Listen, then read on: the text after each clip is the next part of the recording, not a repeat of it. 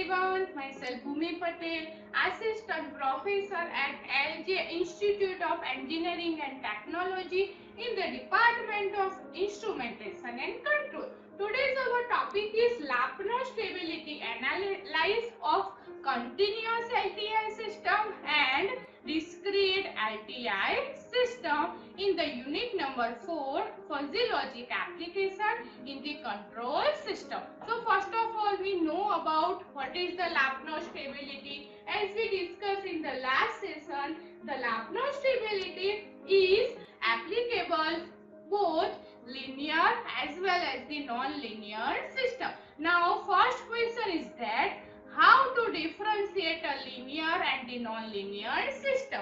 So if the behavior of the system is same every time, that type of system is known as the linear system. If behavior of the system will be changed, that type of system is non-linear system. And the other thing is that linear system will always obey the superposition theorem. As we discussed in the last session, whatever input is applied, if we have to summarize this input, we can get the fixed output. Okay, and then we have to study about the equivalent point and then different type of scalar function that is used in the Laplace stability. The first one is the positive definite, then the negative definite, then the positive semi-definite, negative semi-definite, and the undefined scalar function. Okay, today's our topic is Lyapunov stability analysis of the LTI system for the continuous system. So as you know, the equation of the LTI system with the unforced is x dot, that is equal to a into x. Okay, so in this equation it has only one equivalent point, and that is the value of the equivalent point is origin. Now in the last session we have to study about the equation of Vx. So we have to choose Vx as the quadratic function, as Vx is equal to x transform into P into x. Now if we have to find the value of V dot x, so V dot x, that is equal to x dot transform P into x plus x transform P into x dot. But what is the value of x dot?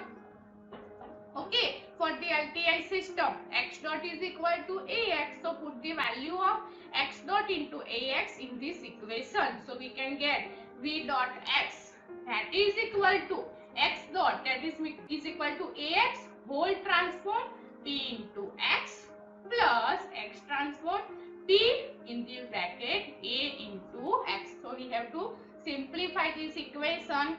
V dot x is equal to x transform a transport P into x plus x transport P a x. Now we have to common out the term.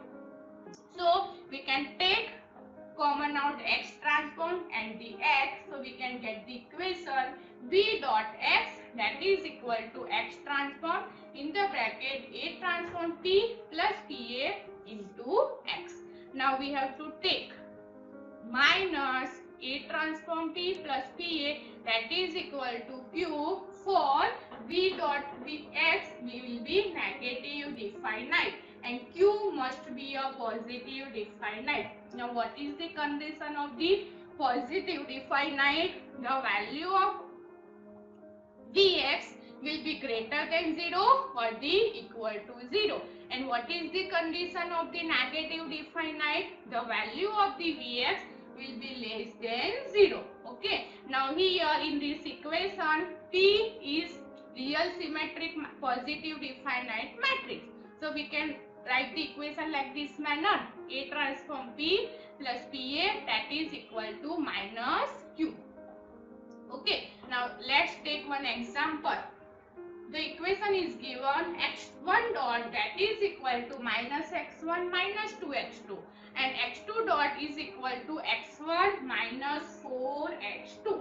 Now we have to find the value of x dot. So x dot is equal to coefficient of x1 is minus 1 and x2 is minus 2. Same thing for the x2 dot, coefficient of x1 is 1 and x2 is minus 4 into x. Okay, so we have to easily identify here. A matrix is minus 1, minus 2, 1, minus 4, because the equation of the LTI system is x dot is equal to Ax. Now we have to take Q, that is equal to 1, 0, 0, 1, and the P is the real symmetrical matrix. Here 2 cross 2 matrix is given. So we can take P is equal to P11, P12, P12 and P22. Clear? Now we have to simplify this equation. Using this equation, A transform P plus PA, that is equal to minus I. So first of all, put the value of A transform. What is the equation of A? A is equal to minus 1, minus 2, 1, minus 4. So A transform will be minus 1, 1, minus 2, 4, minus 4. Then P matrix is P11, P12, P12, P22 plus again P matrix is P11, P12, P12 and P22 into A minus 1, minus 2, 1 and minus 4, that is equal to I matrix is the minus 1, 0, 0, minus 1. Here we have to take Q is equal to 1, 0, 0, 1 and here minus Q, that means minus 1, 0, 0, minus 1. Okay, first of all we have to multiply these two matrices and again we have to multiply these two matrices and then we have to add these two matrices. We can get minus 2p11 plus 2p12, that is equal to minus 1. The next equation is minus 2p11 minus 5p12 plus p22 is equal to 0 and the last one is minus 4p12 minus 8p22, that is equal to minus 1. Okay, now we have to simplify this equation and find out the value of p11, p12 and p22. Okay, so if we have to simplify this equation, we can get p11 that is equal to 23 by 60. P12 that is equal to minus 7 by 60 and P22 is equal to 11 by 60. So my P matrix will be 23 by 60 minus 7 by 60, again minus 7 by 60, 11 by 60. Now we have to check that P matrix will be positive definite or the negative definite. So first condition we have to check P11. Mode of P11 will be greater than 0. So mode of 23 by 60 will be greater than 0. Now the next condition is mode of 2 cross 2 matrix. That means 23 by 60 minus 7 by 60 minus 7 by 60, 11 by 60. That is equal to 23 into 11 by upon 3600 minus 49 upon 3600. If we have to simplify this equation, the answer will be greater than 0.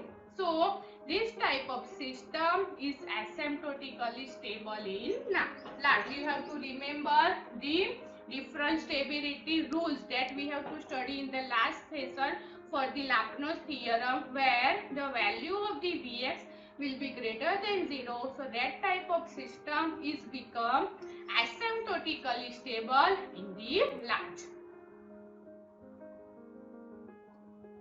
Next is Laplace stability analysis for LTI discrete time system.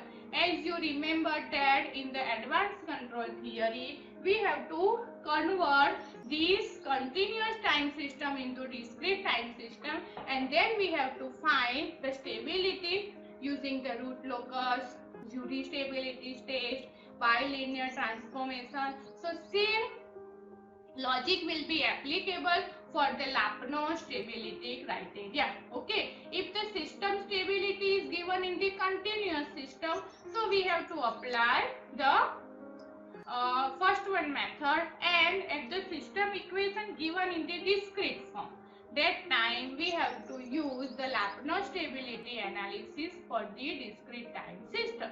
So what is the equation of the discrete time system that we have to study in the chapter number 2?